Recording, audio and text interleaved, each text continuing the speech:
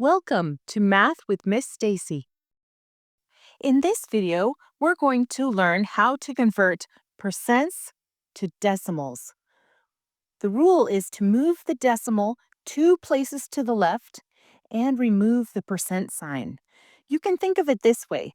100% of a pizza equals 1 pizza. So 100% equals 1. Let's look at 320%. All whole numbers have an imaginary or an invisible decimal place immediately to the right of the last number.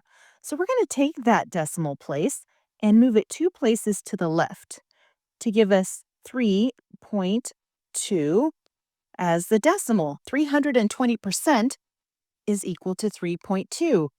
Now we have 15% below that. This 15% has a decimal, an invisible decimal right after the 5. So we're going to move that invisible decimal 2 places to the left, and 15% becomes 0.15. Usually, we put a 0 in front of the decimal just so you can see the decimal.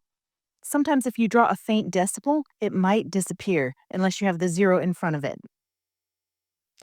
2.3. So we have the number 2.3%. We're going to move the decimal 2 places to the left. If there's not a number there, we're going to add a 0. So we have 0.023. 23% is equal to 0.023. Lastly, we have 0.048%.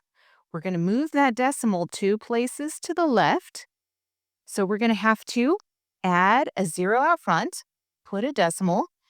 We're going to add another 0, and then those 2 zeros that are in the problem, and 48. So 0.048% equals 0.00048 as a decimal. Okay, it's time for our affirmations. Say them with me. I can learn math. I can learn anything. Have a great day.